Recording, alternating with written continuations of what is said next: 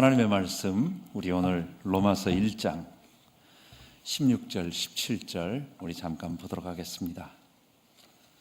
하나님의 말씀 로마서 1장 16, 17절 제가 찾아 읽겠습니다. 내가 복음을 부끄러워 아니하노니 이 복음은 모든 믿는 자에게 구원을 주시는 하나님의 능력이 됨이라. 첫째는 유대인에게요 또한 헬라인에게로다. 복음에는 하나님의 의의가 나타나서 믿음으로 믿음에 이르게 하나니 기록된 바 오직 의인은 믿음으로 말미암아 살리라 함과 같으니라. 아멘. 예수 믿는 게 뭐냐, 복음이 뭐냐, 또 구원받는 게 뭐냐라고 물어볼 때 오직 예수, 그리고 예수 잘 믿으면 되지, 예수 믿으면 되지 라고 우리가 쉽게 말할 수 있습니다. 그러나 사실 바울이 고린도에 가서 1년 6개월 동안 복음을 계속 전하고 또 에베소에서 3년을 전하고 또 특별히 이제 급히 오순절 때까지 예루살렘에 가기 위하여 바울이 가는 도중 드로아에 들렀을 때에 하루밖에 시간이 없는데 밤새도록 말을 하기 시작했어요. 밤새도록 복음을 전하기 시작했어요. 그때 유두고가 저녁 늦게 왔다가 3층 높은 곳에 앉았는데 사람들이 많이 있으니까 못 들어가니까 높은 곳에 올라갔는데 거기서 졸다가 떨어져 죽었잖아요. 근데 그 아이를 살리고 나서 또 밤새도록 또 얘기했어요. 여러분 무슨 얘기를 했을까요? 그 밤새도록 얘기하고 다음날 아침까지 얘기하고 떠나갔습니다. 3년 동안 얘기했습니다. 1년 6개월 동안 얘기했습니다. 계속해서 복음을 얘기하는데 예수 믿으면 복 받는다, 예수 믿으면 구원 받는다, 이것만 계속 얘기하겠어요? 궁극적으로 인생이 예수님 믿어야 구원 받습니다 라는 것을 얘기하지만, 오직 예수님으로 구원받는다라는 것을 얘기하고 있지만, 오직 믿음으로만 우리가 구원받는다는 것을 얘기하고 있지만, 그게 뭐냐라고 하는 것을 설명하는 것이 복음인 것입니다. 그래서 우리에게 짧게 말한다면 예수 믿음, 그리스도 믿음, 오직 은혜라고 말할 수 있지만, 하나님께서 우리에게 시간을 주셔서 5번의 시간을 통하여 여러분들에게 예수를 왜 믿어야 되고, 예수 믿는 것이 무엇이고, 우리가 받은 구원이 무엇이고, 우리가 하나님의 자녀가 된 게 무엇이고, 이 땅에서 왜 예수님께서 구원을 주셨는가, 그리고 구원받았다는 것이 무엇인가를 얘기하는 것입니다. 십자가와 하나님의 의, 예수는 그리스도, 십자가와 부활 성령 강림, 성령 받은 증거, 그리고 그리스도 안에서 기도라고 하는 이 5가지의 주제를 통하여 복음이라고 하는 것은 죄인인 우리를 십자가에서 죽으시고 부활하심으로 말미암아 하나님의 거룩한 백성 만드는 복된 소식이다라고 하는 마지막 결론에 도달하게 될 것입니다. 그래서 처음부터 끝까지 성경이 말하고 있는 주제를 통하여 여러분 이 복음을 잘 기억하고 이 말씀 속에서 하나님이 우리에게 주시는 응답을 받아야 되겠습니다. 기독교의 시작은 구원론이 아닙니다. 기독교의 시작은 삼위일체입니다. 우리 기독교의 유일한 것은 성삼위 하나님의 구원을 통해서 구원을 받는 것입니다. 다른 종교에는 없어요. 오직 유일하게 기독교만 삼위일체, 성삼위일체, 거룩하신 하나님의 삼위일체를 통하여 구원을 받는 것입니다. 그런데 삼위일체 얘기하면 상당히 어려워요. 이거 하나님이 셋이 하나고 하나가 셋이고 지금 뭘 얘기하는지 모르겠다. 조금만 말 잘못하면 그거 이단이다. 조금만 말 잘못하면 그거 양태론이다. 좀 잘못하면 계속 이래가지고 삼위일체라는 말을 꺼내기가 어려워요. 복잡한 게 아닙니다. 삼위일체는 딱 한 가지, 예수님이 하나님이라고 하는 사실을 말하는 것입니다. 예수님은 99.99999%의 하나님이 아니라 예수님은 완전하신 하나님, 성부 하나님, 그 하나님과 예수님은, 또 성령 하나님은 그분의 영광, 본질, 권능, 능력 모든 것이 동일하다, 완전히 동등하다. 좀 더 다시 말한다면 예수님이 우리가 2000년 전에 그 목수의 아들로 우리와 잠깐 함께 계셨던 그분이, 그 천지를 창조하셨던 하나님, 그 마지막 심판주로 오실 그 하나님, 성삼위 하나님의 본체라고 하는 것을 믿는 게 기독교예요. 그리고 그게 삼위일체예요. 만약에 예수님이 성삼위 하나님이 아니시라면, 예수님에게 아무리 최상의 칭호를 붙이고 최고의 뭘 갖다 붙여도 예수님이 만약에 완전하신 하나님이 아니라면, 성부 하나님과 동등한 하나님이 아니라면 우리의 구원은 없는 것입니다. 예수님은 결국은 피조물에 불과한 것이고, 예수님의 구원 사건은 하나님의 구원 사건이 아니 되는 것입니다. 그래서 우리가 구원받지 못하는 것입니다. 그래서 삼위일체는 한 가지, 예수님이 하나님이시다, 하나님과 비슷한 분이시다, 아닙니다. 아주 우리와는 본질이 다른 완전하신 분이시다, 그 정도도 아닙니다. 하나님이시다 주장하는 거예요. 삼위일체는 삼위격 일본체, 잠깐 우리가 기본적인 걸 알아야 됩니다.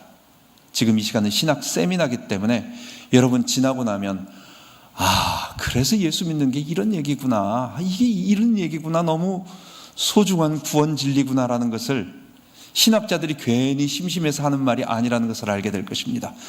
간단하게 몇 가지만 들어야 되겠습니다. 삼위일체라는 것은 삼위격 일본체라는 얘기예요. 위격이라는 말은 인격이라는 말이 있죠. 사람처럼 이렇게 인격이 있는, 즉 지정의가 있어서 독자적으로 생각을 하고 감정을 받고 움직일 수 있는 독립적인 분, 그걸 우리는 인격이라고 말합니다. 그런데 하나님에게 인격이란 말을 붙이기가 싫어요. 그래서 교회에서 인격이란 말 쓰지 않고 하나님에게만 삼위일체 위격이란 말을 쓰는 겁니다. 그는 그냥 갖다 붙인 겁니다. 분위, 한 분, 두 분, 세 분 할 때 분자를 쓰는 거예요. 그래서 위격, 그냥 지나간 말로 들으십시오. 나중에 결론만 들으면 됩니다, 여러분들은. 그러나 해야 되기 때문에 말하는 거지, 그냥 듣고만 마십시오. 그래서 세 분의 위격이 있고 하나의 본체가 있다. 삼위격 일본체의 준말. 다시 말한다면 성부, 성자, 성령은 삼위, 성부, 성자, 성령 삼위격은 동일 본질에 분리 불가한 하나의 실체이다. 이게 니케아에서 우리가 말한 것입니다. 성부, 성자, 성령 하나님이 하나의 위격을, 삼위격을 가지신 분이 하나의 본체를 가지신 분이시다. 그래서 삼위격이 일본체다, 합쳐서 삼위일체라고 말하는 것입니다. 끝. 이렇게만 생각하시면 됩니다. 자, 중요한 것은 뭐냐? 이것을 우리가 설명을 하지 못해도 신학자들은 이것 가지고 싸우는 거예요. 해야 되는 것입니다. 근데 평신도들은 그럴 필요가 없어요. 우리는 설명을 못해도 믿고 있는 것입니다. 우리가 설명을 잘 못한다고 해서, 단어를 잘 못 쓴다고 해가지고 우리가 삼위일체를 안 믿는 게 아니에요. 신학자들은 그게 뭐라고 하는 것을 방어하고 싸워야 하니까 계속 그 부분을 세밀하게 다루지만, 우리는 예수님이 완전하신 하나님이라는 것을 믿으면 되는 겁니다. 자, 중요한 부분은 뭐냐? 삼위일체가 말하는 것은 뭐냐라는 겁니다. 삼위일체의 핵심은 성부, 성자, 성령 하나님은 영원 전부터 영원 후까지 언제나 함께 계시고 언제나 함께 사역하신다. 이게 삼위일체의 핵심 내용이에요. 자, 그렇다고 한다면 다시 한번 생각해 보자고요. 지금 누구 얘기하는 겁니까? 예수님 얘기하는 겁니다. 2000년 전에 우리 가운데서 십자가에서 죽으시고 부활하신 그 예수님에 대한 얘기라는 거예요.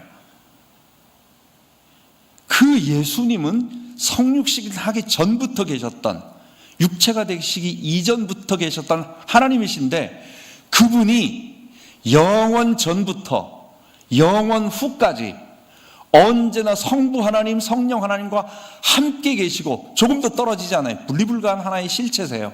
떨어지지 않으세요. 그러면서 그분은 함께 사역하신다.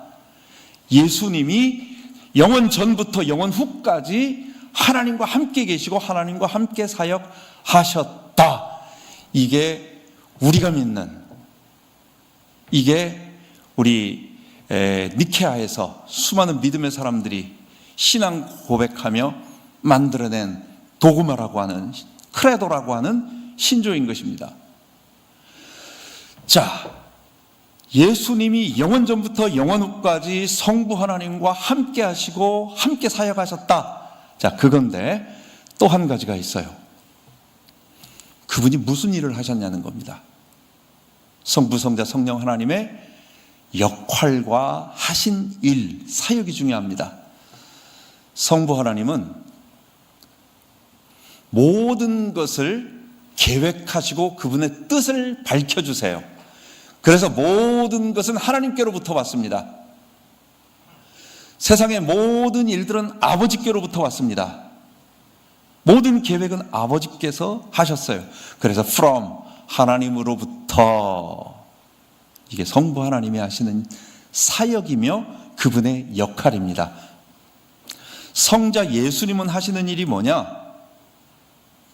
그분은 아버지의 뜻을 받아서, 지금부터 중요한 얘기를 하는 겁니다. 성부 하나님의 뜻을 받아서 그분은 이 땅에 아버지의 뜻을 실행하시고 대행하시고 하시는 것입니다. 그래서 아버지의 일을 이 땅에 그대로 실행하시는 분, 그래서 아들로 말미암아, 아들을 통해서, through라고 하는 것, 예수님의 사역은 하나님의 계획을 그대로 실행하시는 분, 이게 예수님의 사역이고 삼위일체에서 예수님이 하시는 일이에요. 성령님이 하시는 일은 뭐냐? 인, 뭐뭇 안에서입니다. 하나님의 뜻을 예수님이 그대로 실행을 하시는데, 그 실행을 어디서 하느냐? 성령 안에서 풍성하게 합니다. 그래서 성령님은 예수님이 실행하신 그 사건 속에 적용시키고 안으로 들어가고 그것을 풍성하게 완성하고 거기에다가 생명을 불어넣으세요. 자, 삼위일체 얘기하고자 하는 것이 이걸 얘기하고자 하는 겁니다. 예수님은 영원 전부터 영원 후까지 성부 하나님, 성령 하나님과 동일하게 함께 계시고 함께 사역하셨다. 두 번째, 성부 하나님은 무슨 일을 하셨느냐? 하나님의 모든 계획, 작정, 뜻, 모든 것을 세우시고 그분이 다 계획하세요. 예수님은 아버지의 뜻을 그대로 받으셔가지고 그것을 이 땅에 실행하고 준행하고 일을 하십니다. 대행하십니다. 에이전트입니다. 실제로 여기서 일하시는 것입니다. 그리고 나서 성령님은 예수님이 하신 일들을 모두 감싸 안으면서 품으면서 이것에게 되어지도록, 그 하신 일이 되어지도록 적용하고 완성하고 거기에다가 생명을 불어넣으시는 거예요. 이게 삼위일체가 말하는 겁니다.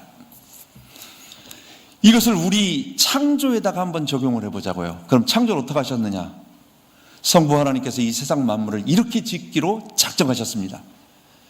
예수님께서 로고스로서 육체가 없는 영이신 예수님은 아버지의 뜻을 그대로 받아서 이 땅의 모든 일들이 되어지도록 말씀이셨어요. 그분이 말씀으로 이 세상을 창조하셨습니다. 그래서 예수님은 누구냐? 하나님의 창조 중보자요, 창조 실행자요, 창조 대행자요, 직접 창조하신 창조주인 것입니다. 이게 우리 신앙 고백이에요. 성령님은 누구냐? 예수님이 창조하신 이 세상 만물에 충만하게 거하시면서 예수님이 창조하신 사람과 예수님이 창조하신 모든 피조물을 충만하게 감싸 안으면서 여기에다가 생명이 들어갈 수 있도록 함께 하시고 보존하시고 지키시고 섭리하시는 그 모든 일들을 성령 안에서 하는 거예요. 우리는 누구로부터 왔습니까? 하나님께로부터 왔습니다. 우리는 누구로 말미암아 이 땅에 왔습니까? 예수님으로 말미암아 왔습니다. 우리는 누구 때문에 지금 살아가고 있습니까? 성령 안에서 살아가고 있습니다. 성령 안에서 살고 있는 우리는 예수님을 통해서 결국 누구에게로 나아가야 되겠어요? 우리의 왕이신, 우리의 아버지신 전능하신 하나님, 그리고 우리를 아버지께로 인도하는 예수님, 그리고 우리를 지금 풍성하게 생명을 불어넣으시는 성령 하나님, 이 안에 거하면서 우리가 신앙생활하는 겁니다. 이게 기독교입니다. 이게 다른 종교에 없는 거예요. 예수님께서 직접 이 땅을 창조하시고 누구를 통해서? 자기 뜻이 아니에요. 아버지의 뜻대로, 아버지가 하신 계획 그대로 실행하시는 것입니다. 예수님은 언제나 자기 뜻을 세우는 법이 없어요. 아버지의 뜻, 아버지의 계획이 무엇이냐를 그대로 실행하시는 것입니다. 성령님은 누구냐? 예수님이 하신 일에 생명을 불어넣는 일, 모든 만물을 보존하고 지키고 붙잡고 여기에서 하나님이 세우신 그 창조 계획이 완성되도록 하는 일입니다. 자, 그렇다고 한다면 사람을 창조하신 하나님의 창조 방식을 한번 생각해 봐야 되겠습니다. 하나님은 사람을 창조하실 때에 사람을 하나님의 형상으로 창조하셨어요. 하나님의 형상과 모양, 이거는 형상과 모양대로 사람을 창조하자라는 말은 무슨 말이냐? 이거 동일한 말이에요. 같은 단어를 반복함으로 강조하는 겁니다. 그러니까 하나님 닮게 만들겠다는 얘기예요. 사람, 만져지는 피조물인 사람, 우리 육체, 바디가 있는 사람이 영은 예수님이, 하나님은 영이시잖아요. 영은 살과 피가 없어요. 만져지지 않아요. 그럼 하나님은 어떻게 닮았다는 얘기예요? 하나님이 우리처럼 눈이 있으십니까? 코가 있으십니까? 그런 거 아니잖아요. 결국 하나님을 닮았다라고 하는 말은 그분의 내면적인 성품과 속성을 닮았다라는 것입니다. 사람 속에 하나님의 거룩함, 사람 속에 하나님의 선하심, 사람 속에 하나님의 의로움 같은 우리 신학책에서 하나님의 공유적 속성, 사람에게 있는 사람이 하나님을 닮은 그 속성, 선함, 거룩함, 의로움, 이런 것들을 사람 속에 넣어주는데, 흑인 사람 속에 넣어주는데 이걸 어떻게 넣어줄까요? 어떤 성격들을 갖다가 하나님의 성격들, 하나님의 거룩함과 의로움과 선함 같은 이런 귀중한 것들을 사람 속에 집어넣어준다, 흙 속에 집어넣어준다. 이게 어떻게 가능할까요? 하나님이 영으로 우리 가운데 들어오시는 것입니다. 하나님 자신이 성령으로 우리 가운데 오심으로 말미암아 그분이 자기의 성품과 자기의 거룩함과 자기의 의로움을 나타내 주시는 거예요. 그래서 하나님의 형상인 것입니다. 하나님의 거룩함, 하나님의 의로움이 우리에게 나타나는 것입니다. 사람 창조는 그렇기 때문에 하나님께서 흑인 사람 속에 하나님의 영을 불어넣어 주셔서 우리가 하나님의 형상이 되어진 거예요.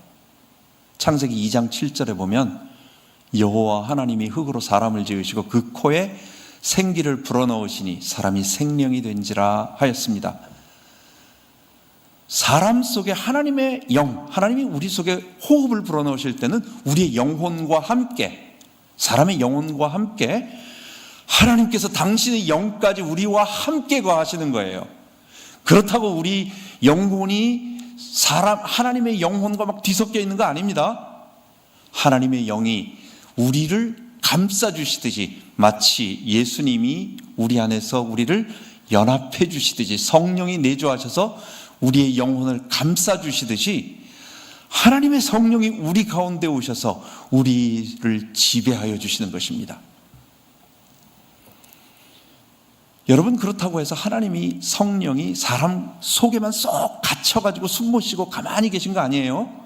온 우주에 편만하게 충만하게 당신이 창조하신 창조 피조 세계 속에 충만하게 편재하고 계시지만, 다른 피조물들과는 달리 사람에게만 그의 속에 들어가서 그와 함께하며 그를 다스리며 그와 동행하며 그의 손을 잡고 그를 감싸 안고 살아가도록 만드셨다라는 거예요.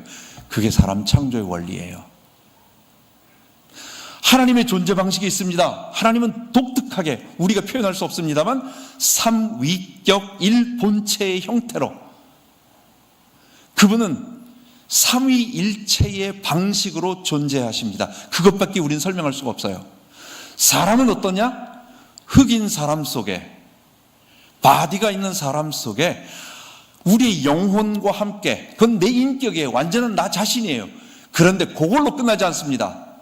하나님의 성령이 충만하게 임재하심으로, 하나님의 성령이 내 속에 충만하게 거하심으로 말미암아 우리가 하나님과 동행할 수 있는 사람으로 되어진 것입니다. 여러분, 에덴 동산에서 아담이 하나님을 어떻게 보았을까요? 하나님은 영이십니다.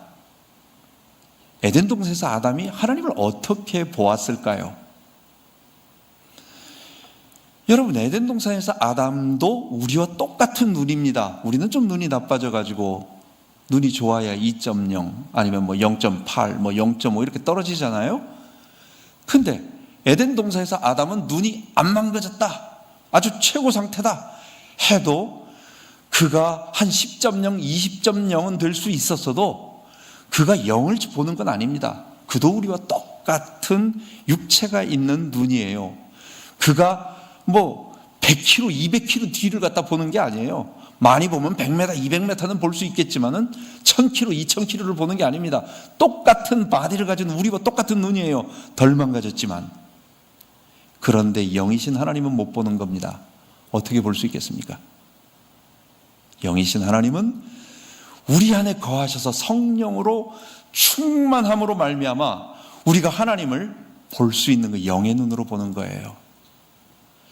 하나님을 뵐 때 우리가 꼭 우리의 눈으로만 보는 것이 아니라 영이신 하나님이 나와 함께 충만하게 거하심으로 말미암아 그분이 계시다는 것이 부인되지 아니하고 느껴지고 확인되어지고 눈으로, 두 눈으로 보는 것보다 더 생생하게 느껴지는 거예요. 이게 성령으로 가능한 것입니다. 그 성령님이 그렇게 하시는 것입니다. 여러분, 이 땅에서 성령 충만 우리가 받아야 됩니다. 예수님은 우리에게 성령 충만 늘 약속하시고, 제자들도 술 취하지 말라 이는 방탕한 것이니 오직 성령 충만함을 받아라. 성령의 충만함 가장 중요한 걸 얘기합니다. 우리가 왜 성령 충만 받아야 되죠? 그게 이 땅에서 우리가 죄를 이기는 유일한 방법이기 때문에, 필요하기 때문에 아닙니다. 그게 사람 창조의 본래 모습이기 때문에 그래요. 저 하늘나라에 가서도 우리는 하나님을, 육체가 있는 부활하신 예수님은 우리의 눈으로 봅니다. 우리가 직접 우리 두 눈으로 보게 돼요. 예수님은. 그러나 성부 하나님은 우리 눈으로 보는 게 아니에요. 그분은 우리의 영으로, 우리 안에 거하시는, 우리가 성령님으로 말미암아 충만하게 거해서 우리가 예수님과 연합되어서 하나님 안으로 들어갈 때, 하나님을 배울 때, 그때 에덴 동산에서 아담이, 하와가 하나님과 동행하듯이, 안 보이는 하나님이신데, 영이신 하나님이신데 그분이 지금 나와 함께하고 계시고 내 손잡고 계시고 나와 동행하고 계신다는 것을 부인하지 못하는 것입니다. 그래서요, 요한계시록에 보면 성부, 성자의 보좌는 있는데 성령의 보좌는 없어요. 그가 또 수장같이 맑은 생명수의 강을 내게 보이니 하나님과 및 어린 양의 보좌로부터 나서 길 가운데로 흐르더라. 강 좌우에 생명나무가 있어 12가지 실과가 맺히되 달마다 그 실과를 맺히니 그 나무 잎사귀들은 만국을 소성하기 위하여 있더라. 그러면서 거기에는 어린 양과 하나님의 보좌는 있는데 성령님의 보좌가 없어요. 어디 갔을까요? 성령님은 보좌에 앉아서 계신 것이 아니라 온 우주에 아까 말씀드린 것처럼 성부 하나님과 성자 예수님이 실행하신 모든 것들을 온 우주에 편만하게 거하시면서 온 우주가 보존되도록 유지되도록 하나님의 작정하신 뜻대로 굴러갈 수 있도록, 그리고 하나님 주신 생명이 이 모든 피조 세계에 미칠 수 있도록 성령께서 역사하시는 것입니다. 사람 속에 들어오셔서 우리로 하여금 하나님을 알게 만들고 하나님의 음성을 듣게 만들고 우리가 하나님을 배웠고 하나님의 뜻을 알고 하나님을 섬기도록 만들어주는 거예요. 그게 성령님이 하시는 일이에요. 이거를 다른 말로 생명이라고 하는 것입니다. 이게 살았다라고 말하는 것입니다. 사람이 살았다라고 하는 것은 뭐냐? 오늘 우리와 같은 이 육체가 죽지 않고 길게 10년, 100년, 200년, 300년 사는 걸 살았다라고 영생이라고 말하지 않습니다. 생명이라고 말하지 않습니다. 생명은 뭐냐? 영이신 하나님을 배웠고 그 영이신 하나님과 함께 그분의 피조물로서 그분을 순종하면서 그분께 나아가고 그분의 대리 통치자로 살아가는 삶, 이게 에덴 동산에서 잠깐 한시적으로 조건적으로 있었어요. 이게 예수님으로 말미암아 이 땅에서 교회를 통하여 조금씩 회복되어집니다. 완전하진 않지만 성령 충만할 때 그래도 비슷하게 흉내내어집니다. 근데 부활하고 난 다음에는요, 완전하게 회복되어질 것입니다. 우리가 그분과 동행하며 우리가 전적으로 그분께 순종하며 그분의 뜻을 알고 그분의 말씀대로 살아가는 삶, 이걸 살았다라고 말하는 거예요. 이런 사람은 육체가 죽지 않고 영생하겠죠, 당연히.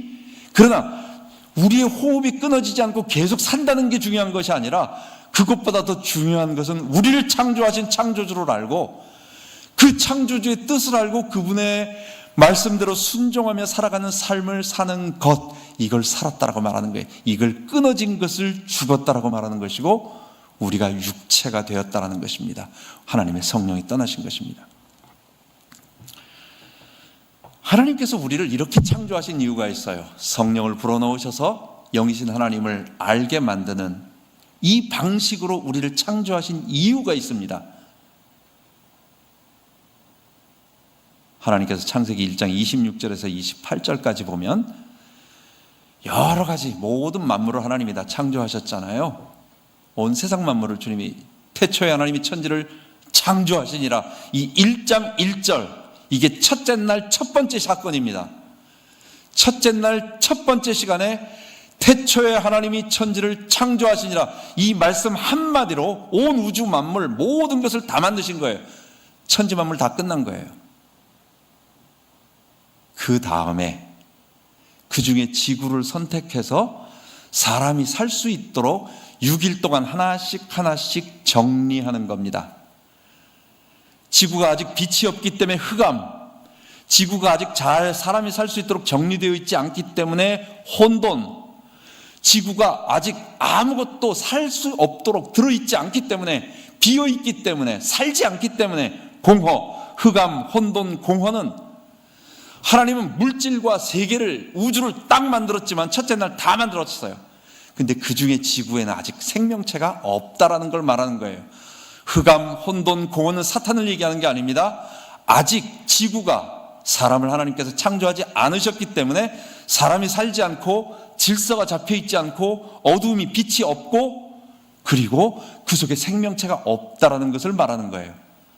하나님이 거기에다가 하나씩 하나씩 사람을 살 수 있도록 하나씩 하나씩 과정을 통하여 만드십니다. 여섯째 날까지 다 만드셨어요. 만드시고 나서 예수님, 하나님께서 뭐라고 말씀하셨어요? 보시기에 좋았더라. 그리고 나서 1장 26절부터 28절에 말씀하십니다. 우리가 우리의 모양, 우리의 형상을 따라서 사람을 창조하고 이 모든 것을 다스리게 하자. 28절에도 생육하고 번성하고 땅에 충만하라, 정복하고 다스리라. 하나님이 창조하신 피조 세계의 맨 정점에 하나님의 대리 통치자라는 말이 사람에게는 너무 거북하다, 과하다, 주권적 청직이 하나님의 뜻을 그대로 실행할 수 있는 사람, 하나님이 만드신 피조물 속에 들어가서 그 피조물들을 하나님의 뜻대로 잘 관리할 수 있는 청지기, 주권적 청지기, 대리통치자의 역할을 하기 위하여 사람을 창조하신 거예요. 그럼 청지기에게 필요한 일이 뭘까요? 딱 한 가지만 필요한 겁니다. 주인이 뭘 원하시는가? 하나님이 뭘 원하시는가? 그 하나님이 뭘 원하시는가를 알도록 하기 위하여 다른 짐승과 똑같은 바디가 있는 흑으로 만든 피조물임에도 불구하고 그들 속에 하나님의 영을 불어넣으심으로 하나님이 어떤 분인지 알도록 만들고 하나님과 교제하도록 만들고 하나님의 뜻을 알도록 만들고 성령이 바로 우리에게 그것을 하게 해준 거예요. 왜? 우리가 하나님의 뜻을 그대로 실행하고 준행하고 수행하는 주권적 청지기요 대리 통치자이기 때문에 그렇습니다. 그런데 사람이 이걸 거부한 거예요. 이걸 죄라고 말하는 것입니다. 하나님은 성령을 통하여 당신의 뜻을 알고 이 땅의 모든 것을 다스리라고 내 대신 이건 네 거 아니야, 이건 내 거야, 내 뜻대로 다스려라. 에덴 동산을 다스릴 때 무슨 대단하게 다스립니까? 동물들이 말 하나도 안 듣나요? 동물들이 가만 놔두면 저쪽 가서 풀 뜯어 먹어가지고 자연환경 다 해치고 그러니까 거기 가지마 이렇게 하나요? 가만 놔두니까 이 열매를 안 맺어가지고 거기에다가 농약 주고 비료 주고 거기다 물 줘야 되나요?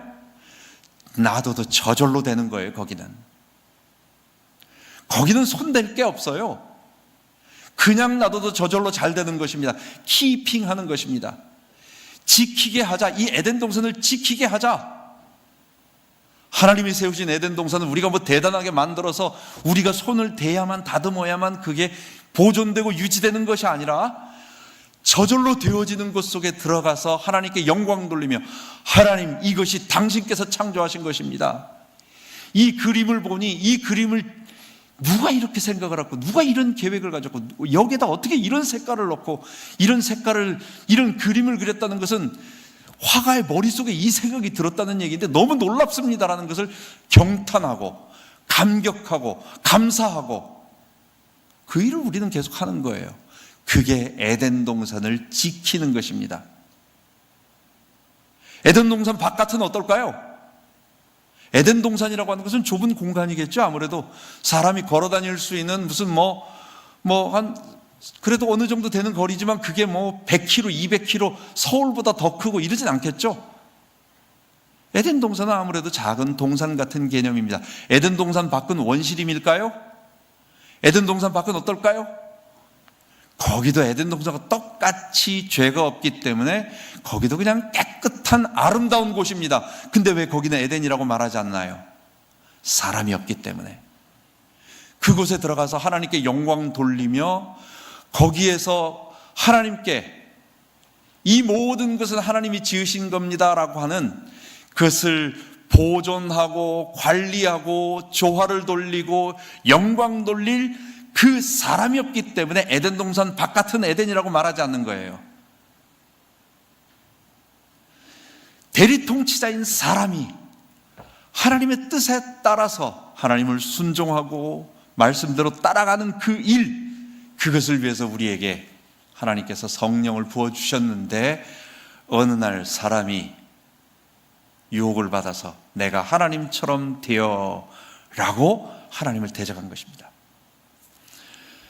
죄는 내가 하나님처럼 되겠다라고 하는 그 아담의 하와의 그 의도대로 선악과를 따먹은 그 결과가 우리 속에 그대로 미친 것입니다. 죄는 하나님이 창조한 창조 질서를 어긋나는 것. 여러분, 근데 어떤 사람들이 이런 얘기를 합니다. 아담이 범죄했는데 왜 나를 괴롭히냐? 아담이 선악과 따먹었는데 왜 나를 죄인이라고 말하느냐라고 얘기하는 사람들이 있습니다. 여러분 어떻죠? 아담이 선악과 따먹었는데 왜 날 괴롭히지? 왜 나를 죄인이라고 말하지? 아담이 선악과를 따먹을 때 나도 아담과 함께 있었어요. 여러분, 부모가 아이를 낳잖아요. 엄마 아빠가 결혼을 해서 아이를 낳습니다. 이 아이는 이전에 전혀 없던 아이예요. 어디에도 없던 아이예요. 그럼 부모가 아이를 창조하는 겁니까? 부모가 아이를 창조했어요? 아니에요. 아이는 하나님께서 아담과 하와를 창조하실 때에 아담의 허리 속에 아담의 씨앗 형태로 엄마 아빠의 DNA 형태를 가지고 정자와 난자의 형태를 가지고 이미 동시에 창조하셨다. 그래서 세계의 모든 인류, 여러분과 나도 하나님이 아담을 창조하실 때에 아담과 함께 아담의 허리 속에 창조되었다. 하나님이 아담에게 선악과 따먹지 말아라, 정령 죽으려고 말씀하실 때 그 말씀은 아담에게만 하신 것이 아니라 그 속에 있는, 그와 함께 있는, 그 안에 있는 나에게도 하신 말씀이에요. 아담이 선악과를 따먹은 것은 아담 혼자 따먹은 것이 아니라 그와 함께 있고 그 안에 있던 나도 아담과 함께 범죄한 것입니다.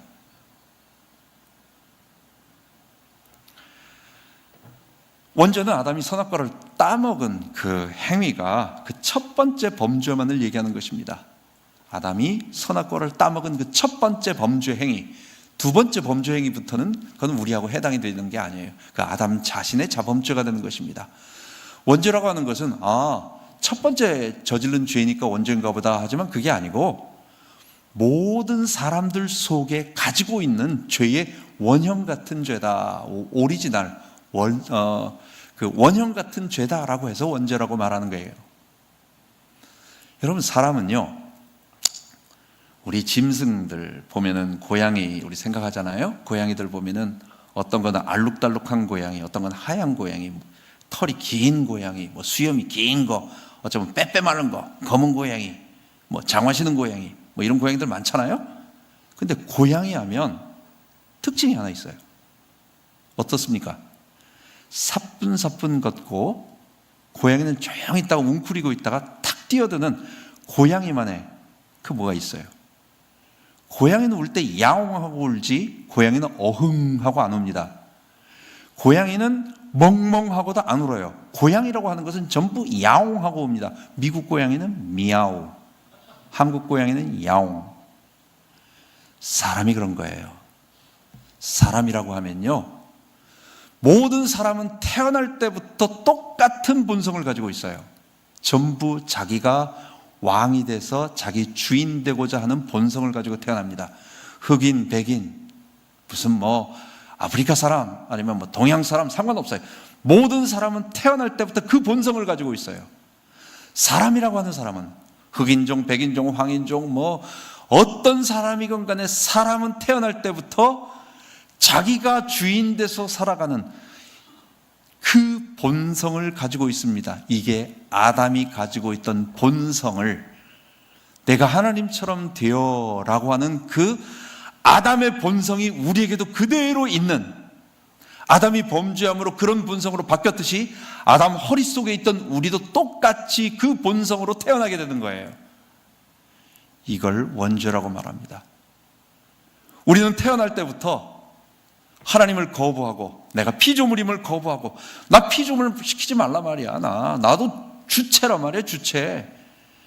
여러분들 어디 가서 누가 뭐라고 할 때 내가 하려고 하는데 부모님이 하라고 시키면 기분 되게 나쁘잖아요. 말 안 해도 내가 할 텐데 그거 말해가지고 다 산통 깬다고 말이야. 기분 나빠, 안 해 이러잖아요. 우린 다 남의 말 듣기 싫어하는 사람들이에요. 태어날 때부터 그런 거예요.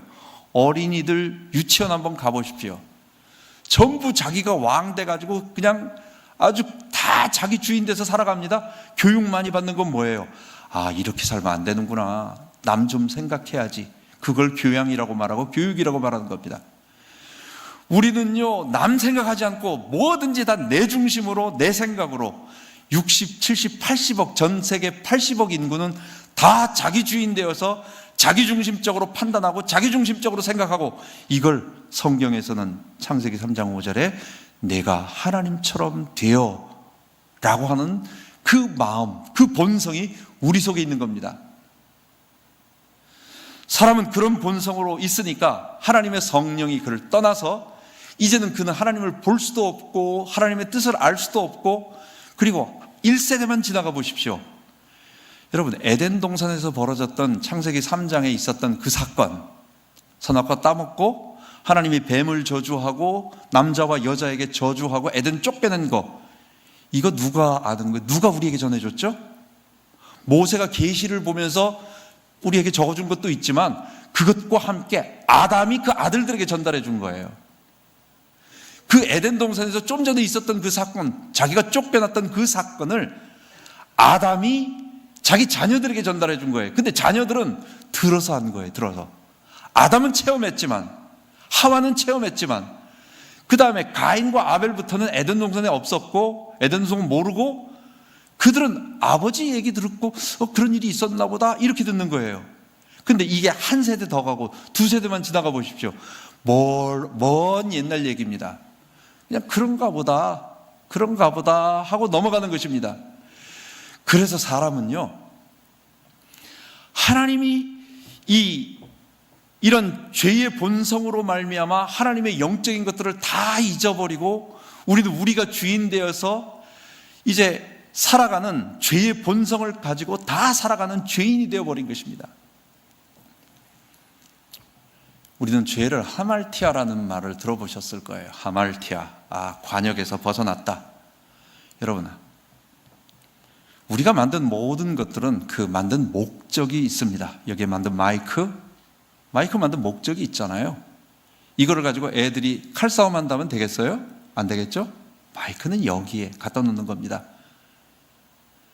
마이크가 마이크의 역할하는 이곳에서 설교 시간에 음성을 전달한다면 그것을 만든 사람, 이것을 사서 여기다 꽂아놓은 사람의 목적에 맞는 겁니다.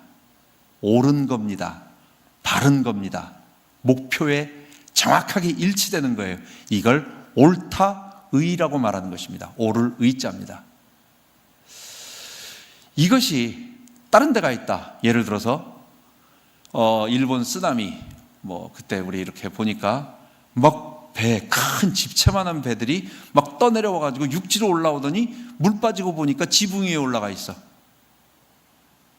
여러분, 배가 지붕 위에 올라가 있으면 그거는 옳은 게 아니에요. 맞는 게 아니에요. 그런 거예요. 목표에 일치하지 않는 겁니다. 그걸 죄라고 말하지 않아요. 죄는 사람에게 해당되는 겁니다.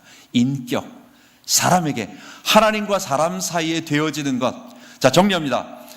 의라고 하는 것은 하나님이 사람을 창조하신 목적대로 바르게, 옳고, 맞게 살아가는 것, 그대로 행하는 것.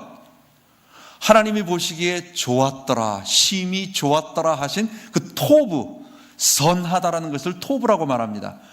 그 선하다라고 하는 거, 옳다라고 하는 거, 맞다라고 하는 거, 그 토부, 좋다라고 하는 것은, 선하다라고 하는 것은 결국은 하나님이 정하신 계획에 맞고 하나님이 우리에게 요구하신 그 진리에 맞고, 그리고 올바른 종교적인 것에 옳고, 그것을 옳다라고 말하는데, 그르다라고 말하는 것, 거기에 맞지 않는 것, 의가 없는 것, 불의한 것, 이걸 죄라고 말하는 것입니다. 다시 말하지만 죄는 사람에게 해당되는 거예요. 피조세계가 잘못된 걸 죄라고 말하지 않습니다. 그건 잘못됐다라고 말하는 것이죠. 하나님과 사람 사이에 이루어지고 있는 죄를 말하는 것입니다. 죄는 창세기 하나님께서 직접 사용하신 용어입니다. 절대로 죄라는 용어 말고 다른 용어를 쓰지 마세요. 하나님이 그렇게 쓰신 단어입니다. 성경에 우리를 구원하시기 위하여 계시하여 주신 단어예요. 창세기 3장에는 아담이 범죄하고 난 이후에 되어지는 일들, 범죄한 내용에 대해서 기록되어져 있습니다. 하나님이 하지 말라고 한, 내가 하나님처럼 되어라고 하는 그 본능을 가지고 그가 하나님을 대적하는 마음으로 선악과를 따먹은 것, 그가 배고파서 졸다가 어떻게 하다가 우연히 따먹은 게 아니라 이건 분명히 하나님이 금하시는 건데, 이걸 먹으면 정령 죽으리라고 말씀하신 건데, 하나님이 지나가는 말로 야 저거 먹지 마라 이렇게 그냥 쓱 지나가는 말로 하지 않았잖아요. 아담과 하와에게 이건 어떤 일이 벌어진다는 것, 이걸 따먹는 건 무슨 의미라고 하는 것, 따먹으면 어떻게 된다는 것을 명확하게 말씀하여 주셨는데, 그것을 아담이, 하와가 그것을 따먹는 것입니다. 하와가 선악과를 따먹었을 때 아담이 어디 있었을까요? 그의 곁에 있는 아담에게도 주매. 우리는 이것을 그래서 하와가 선악과를 따먹을 때 아담도 그 옆에서 보고 있었다 이렇게 말합니다. 어떤 사람은 자기 남편이 곁에 있는 남편이라고 말할 수도 있지만, 그러나 많은 분들, 많은 신학자들은 하와가 선악과를 따먹을 때 그 곁에 있었다. 그때는 에덴 동산에서 너무 금술이 좋아가지고 떨어지질 않았어. 맨날 손잡고 다녔어. 선악과 따먹을 때도 아담은 그 곁에서 보고 있었고 따먹은 것을 그 곁에 있는 아담에게 줬다는 것입니다. 선악과를 따먹은 그 행위로 말미암아 아담에게 그런 내용이 들어있었지만 하나님은 죄라는 용어를 쓰지 않으셨어요.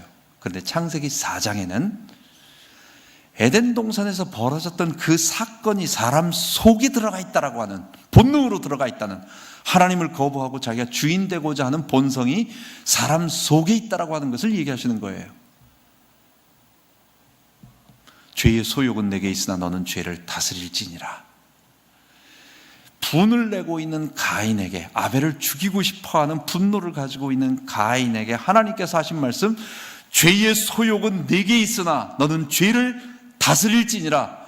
에덴 동산에서 일어났던 그 사건을 한 단어로 하나님께서 죄라고 말씀하시는 거예요. 딴 용어 쓰면 안 됩니다. 영적 문제 이런 용어 쓰지 마세요. 죄라고 말하는 것입니다. 그걸 하나님은 죄라고 말씀하셨고 죄의 의미가 무엇인지를 말씀해 주셨어요. 기독교는 이 죄를 없애는 것입니다. 어떻게 하면 이 죄가 가져다준 죄의 책임인 사망의 문제를 해결할 것이며, 어떻게 하면 우리에게 있는 이 죄의 형벌을 어떻게 하면 없애고 우리 속에 오염되어져 있는 이 부패한 본성을 닦아내고 씻어내고 깨끗하게 정결케 할 것인가, 이거 가르쳐주는 계시입니다. 이게 구원입니다. 그래서 죄라는 용어를 써야 됩니다. 성경이 가르치는 죄와 그 죄가 가르치는 의미를 우리가 배워야 합니다. 대리통치자의 주권적 청지기인 인간, 사람이 하나님을 대적하고 하나님 뜻을 거부하고 자기 뜻을 세우기 시작한 것, 그게 바로 내가 주인 돼서 살아가는 그것을 우리는 죄라고 말하는 것입니다. 죄로 인하여 사람에게 죽음이 닥쳤어요. 아담이 범죄하고 나서 930세까지 삽니다. 그럼 아담은 930년 동안 죽은 게 아니잖아요. 살아있잖아요. 그러면 심판이 안 죽었네, 정령 죽으리라 했는데 안 죽었네? 아닙니다. 아담은 죽은 것입니다. 하나님과 단절되어서 그에게 죽음이 나타나기 시작하는 것입니다. 아담은 심판이, 죽음이 유보된 것이 아니라 즉시 하나님과 단절됨으로 그에게 하나님이 주신 생명의 기운 때문에 살아있는 것처럼 보이지만, 실상 우리도 살아있는 것처럼 보이지만 살아서 움직이고는 있지만 실상 우리는 우리의 밑둥치는, 우리의 생명의 밑둥치는 끊어져 있는 거예요. 여러분, 우리가 핸드폰, 스마트폰 100% 충전해가지고 가지고 다니지만 이게 일주일 간다고 누가 생각합니까? 그래서 스마트폰 차지가 없으면 이거는 금방 죽는다는 걸 알고 있어요. 마찬가지입니다. 인생도 마찬가지입니다. 지금은 살아서 움직이지만, 지금은 꽃이 피어가지고 있는 것 보이지만, 그러나 밑둥치가 잘린 것은 그거는 죽어 있는 것입니다. 우리의 생명의 근원이신 하나님으로부터 단절돼서 하나님으로부터 영생에 하나님과 동행하고 하나님의 뜻을 알고 하나님과 연합돼서 하나님의 대리통치자로서 하나님의 가장 사랑을 받는, 가장 아낌을 받는 그 자녀요 대리통치자의 자리에서 떨어져서 인생이 결국은 하나님의 원수가 되고 하나님의 진노의 형벌을 받을 사람이 된 것입니다. 사람에게 죽음이 임했습니다. 그는 사는 동안 극심한 수고, 창세기 3장에 보면 이마에 땀을 흘려야 먹을 것이다. 엉겅퀴를 내니까 농사가 안 되는 거예요. 여러분, 이 땅에 여러분들 일하는데 이 우주의 평화를 위하여, 이 세계의 평화 실현을 위하여 일하는 사람 누가 있습니까? 일하는 거 재밌는 사람 아무도 없어요. 소수 몰지각한 사람이나 일하는 게 재밌지. 대부분 다 하기 싫습니다. 월요일 날 도살장 끌려가는 듯한 느낌이 듭니다. 그런데도 왜 갑니까? 먹고 살기 위해서. 스레드밀, 런닝머신에 발을 올려놨기 때문에 떨어지지 않기 위해서 열심히 가는 겁니다. 죽지 못해서 가는 겁니다. 우리의 인생 사는 동안 수고하는, 땀 흘리는 것, 죽음의 현상이에요. 돈 버는 문제가 어느 정도 해결되면요, 사람은요, 사람 관계가 힘듭니다. 창세기 4장에 보면 형제입니다. 에덴 동산에 몇 명 있었을까요? 아담이 2명만 낳은 건 아니에요. 많이 낳았을 거예요. 몇십 명 이상 낳았을 거예요. 그러나 몇천 명 낳지는 않았습니다. 아담이.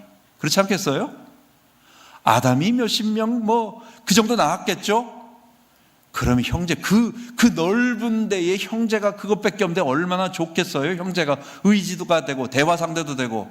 근데 거기서 미움이 생기는 거예요. 사람과의 갈등이 생기는 겁니다. 하나님이 아벨을 사랑하시는 것 같으니까 하나님에 대해서는 대들지 못하고, 하나님에 대해서는 화를 내지 못하고 동생에 대해서 화를 내는 겁니다. 이 분노의 마음, 그 친한 형제인데도 불구하고 사람과의 갈등, 인생은 먹고 사는 문제 해결되면 그 다음엔 사람과의 갈등이 지긋지긋하게 생깁니다. 그래서요, 어떨 때는 돈 버는 게 더 낫지 사람과의 갈등 못 견디는 겁니다. 미국에서 어떤 분 만났는데요, 부부가 싸웁니다. 근데 이혼하고 나면 굉장히 복잡한 문제가 생겨요. 이혼하지 않습니다. 5년 동안 같은 집에 살면서 한 번도 대화 안 했다고 합니다. 여러분, 그게 얼마나 지옥이겠어요? 얘기를 하더라고요. 남편이 얘기를 하더라고요. 이게 너무 익숙해지니까 아내가 나올 때쯤 되면 자기가 피하고 절대로 동선이 안 겹친대요. 근데 그게 행복한 거예요? 본능적으로 서로들 피하면서 그걸 5년 동안 그 집안에서 부부라고 살고 있는 겁니다. 죽을 맛이에요. 차라리 돈 없이 서로 어디 가서 라면 끓여 먹으면서 서로 그렇게 사는 게 낫지. 인생은 사는 동안 극심한 수고, 인간 간의 갈등, 여러분, 그게 죽음입니다. 하나님과 단절된 죽음이 우리들에게 나타나고 있는 현상이에요. 잠언 27장 1절에 보면 내일 일을 자랑하지 말라, 한날에 어떤 일이 있을 줄 모른다라고 말했습니다. 우리에게는 알 수 없는 사건 사고 정말 있습니다. 언제 얘기를 들어보니까 서울대학교 나오시고 경제학과의 교수, 30대 후반에 교수가 되셨어요. 그분이 세계 경제학과 논문을 썼는데 그게 당선이 딱 돼가지고 그 정도로 유능한 뛰어난 분이었습니다.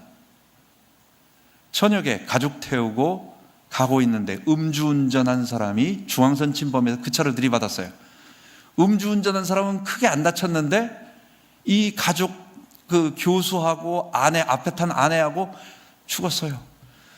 도둑놈이 죽지, 술 취한 사람이 죽지. 그래도 서울대학 나오고 그 정도 교수님이라면 공부 1등만 한 사람이고, 그래서 뭔가 우리나라를 위해서 쓸만한 사람인데 아까운 사람들만 죽는다고. 도둑놈은 안 죽어요, 이상하게. 내일 일은 모르는 겁니다. 어떤 일이 있을 줄 모르는 겁니다. 이 모든 것이 뭐냐?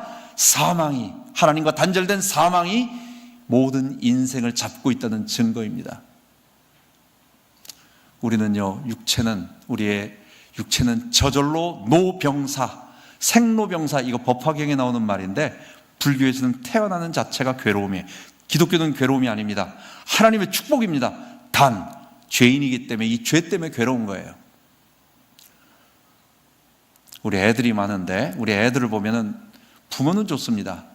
근데 우리가 애들을 볼 때 너무 이쁘지만, 야, 저놈이 언제 커가지고 저놈이 앞으로 겪을 생각을 하니까 저게 사춘기 겪고 또 대학 가야 되고 결혼하고 먹고 살고 겪을 모든 거 생각하니까 까마득해.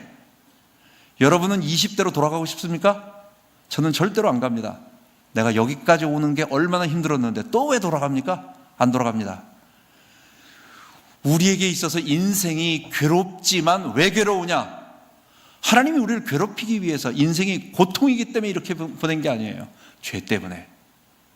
그러나 우리는 그냥 놔둬도 노병사, 늙고 병들고 썩고 해체가 됩니다. 사람은요, 정말 마음에, 정서에 애착, 애정결핍이란 말, 정서불안, 이런 말을 들어보셨죠? 고아원의 아이들이 영양을 갖다가 영양사, 1급 영양사를 해가지고 먹는 영양을 충분하게 공급했는데도 불구하고 아이들에게 부스럼이 자꾸 생기고 피부병이 생겨요. 왜 그런가 봤더니 애정결핍, 사랑을 받지 못하니까 아이들에게 먹을 것은 풍성하게 먹는데 잘 영양은 공급받는데도 육체의 어떤 그것과 상관없이 그의 정서적인 불안과 애정결핍이 그의 피부병이 생기고 문제가 된다고. 인간은 그래서요, 하나님으로부터, 부모님으로부터, 우리가 누구로부터 존중받고 사랑받고 하는 모든 것들이 없으면 굉장한 고통과 아픔을 느끼게 되어 있어요. 수고하고 무거운 짐을 지게 되어 있어요. 여러분, 지금 제가 말하고 있는 모든 것이 뭡니까? 이게 살았다라고는 하나 산 게 아니에요. 에덴 동산에서는 이런 게 없는 거예요. 이걸 죽었다라고 말하는 거예요. 이걸 영적 문제라고 말하는 게 아닙니다. 이게 사망이라고 말하는 것입니다. 성경은 죄라고 말하고 죄가 가져다 준 사망이라고 말해요. 하나님을 대적한 아담의 본성이 우리를 하나님과 단절시키고 분리시킴으로 하나님과 분리되어서 살아가는 동안 하나님과 분리된 현상이 우리들에게 나타나는 것입니다. 죄와 사망인 것입니다. 그리고 마지막에는 유황불못. 우리가 이 연못이라고 생각하는데 못하니까 폰드, 퐁당퐁당, 개구리, 올챙이, 물방개 이런 거 있는 조그마한 연못 같지만 영어로 보면 Lake of Burning Fire입니다. 불타오르는 호수입니다. 전 세계에서 가장 큰 호수가 어디일까요? 카스피해 호수라고 제가 올라오기 전에 찾아보니까 그렇더라고요. 남한의 3.7배, 조금 더 세게 말해서 4배나 큽니다. 우리나라보다 4배나 큰 호수, 바이칼 호수, 우리나라의 3분의 1 정도 되는 호수가 영원히 타오르는 불이 있어요. 유황, 설파, 이거는 화산에서 나오는 겁니다. 가스가 나와요. 가스가 나와서 그 가스에서 진액이 나오면서 이게 응고가 되면은 노란색 덩어리가 나옵니다. 그게 불 붙이는 황이 되는데, 여러분, 약한 불은 노란 불이 나오지만 진한 불은 어떻게 되나요? 파란색이 나옵니다. 일본 온천 갔다가, 유황온천 갔다가 어떤 사람이 유황가스에 마셔가지고 질식해서 죽는 사고가 몇 번 나옵니다. 그 유황, 펄펄 끓는, 숨 못 쉬는, 조금 잘못 맡으면 죽는, 숨이 턱턱 막히는 그 죽음의 유황 불못. 근데 그 호수, 우리 남한의 4배 정도 되고 우리 남한보다 엄청나게 남한을 들어놓고도 남을 만한 유황 불못에, 영원히 타오르는 불못에 들어가는 것입니다. 이게 하나님과 단절된 사망의 현상입니다. 말씀을 정리하도록 할게요. 여러분, 그래서 예수님이 필요한 겁니다. 그래서 십자가와 하나님의 의가 필요한 겁니다. 죄인된 우리의 죄를 용서하기 위해서는 영적 문제가 아니에요. 사탄이 아니에요. 죄입니다. 우리 속에 하나님을 대적하는 아담의 본성으로 오염되어서 지금도 내가 주인 돼서 살아가고 있는 나, 구원받고 주님께 헌신하며 주님을 살아가는 난데도 어느 날 조금만 말씀에서 벗어나고 우리가 조금만 기도하지 않으면 어느 날 갑자기 또 내가 주인 돼가지고 내가 그래도 말이야, 내가 좀 하고 있지, 내가 주님 섬기고 있지, 나도 모르게 뭉글뭉글 올라오고 있는 이 죄의 본성, 이걸 어떻게 없애겠어요? 십자가에 달려 죽으신 예수님의 피가 아니고서는 용서가 안 되는 겁니다. 예수님의 피가 내 죄를 다 담당하고 다 씻고 다 정결케 하고 이 죄의 본성을 다 주께서 우리를 새롭게 하심으로 변화시켜 주시는 것입니다. 주께서 우리로 하여금 죄의 본성으로 씻어서 죄 용서해 주실 뿐만 아니라 성령으로 우리와 함께 하셔서 우리 안에 거하세요. 내가 복음을 부끄러워 아니하노니 이 복음은 모든 믿는 자에게 구원을 주시는 하나님의 능력이 됨이라. 로마 사람들은 똑똑한 사람들이었습니다. 그들은 힘이 있는 사람들이었고 세계를 다스리는 사람들이었어요. 헬라 사람들은 지혜롭고 똑똑한 사람이었습니다. 어떻게 신이 죽지? 어떻게 하나님이 육체가 되어서, 그 당시 사람들은 육체라고 하는 것은 더럽고 악하고 나쁜 건데, 없어지는 건데 어떻게 존귀하고 거룩한 신이 사람이 되지? 거기에다가 신이 어떻게 죽지? 이건 이상한 거야. 이건 너무너무 이상한 거야 라고 대부분 그 시대 사람들이 다 생각한 거예요. 사람들이 복음을 부끄러워했어요. 하나님의 아들이 우리를 위하여 육체가 되셔서 죽었다는 그 사실이 너무너무 이상하고 초라하고 비참하고 별 볼 일 없고 어떻게 말도 안 되는 저런 소리를 하냐라고 생각을 하는 거예요. 그런데 바울은 그렇게 생각하지 않습니다. 하나님의 계시를 보았습니다.